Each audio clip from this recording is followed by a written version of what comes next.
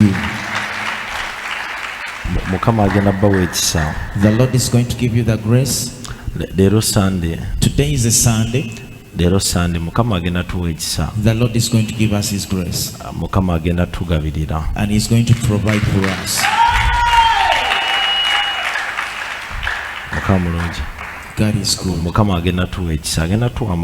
He's going to give us His anointing and provide for us.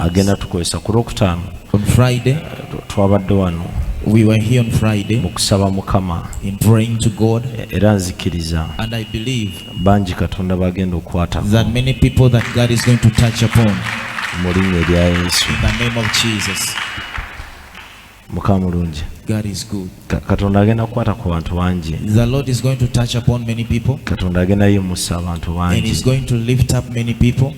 You are one of those that God is going to bless. I know that the moment that we're in, many people are returning or taking back children to school, but the Lord is going to provide for you. The Lord is going to provide for you. The Lord is going to lift you in the name of Jesus. So this coming Friday, this Friday, everybody, we welcome you in our overnight, which is going to be so special, which is going to have the anointing, full of the grace of God. We are going to pray for the sick and prophesy to your life. We're going to break every chain, that every evil spirit, every curse that operates within your life, we are going to break it off this Friday. So this coming Friday, on the 9th,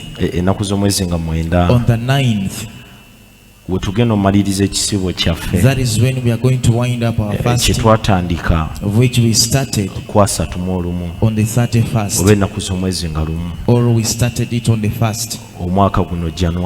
This January, we entered into the 40 days of prayer and fasting and interceding to God for Him to do something in our life.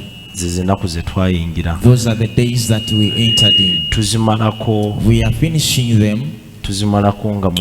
We are ending them on the 9th. That is going to be the Friday this week. That is when we are winding up. Everybody, we welcome you in our overnight. We are going to be praying for the sick, and God is going to stand with people. The Lord is going to use people that Friday, this Friday. On this same Friday, that is when we are going to be giving out the money, the blessed money, and in dollars. We were supposed to get it on the 31st, but the Lord instructed us, let's first finish up the 40 days as we pray for it, as we intercede, and God is going to bless us. The Lord is going to use us in the name of Jesus. God is good. To I believe the Lord is going to give you the anointing.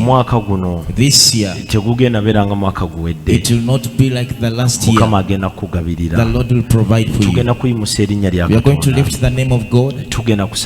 We are going to pray to God for Friday until God has put a difference. Many sick people that are going to be touched upon. Everybody, whether you have a sick person, come with them. The Spirit of God will not leave them the same. The Lord will not leave them the same. In Jesus' name.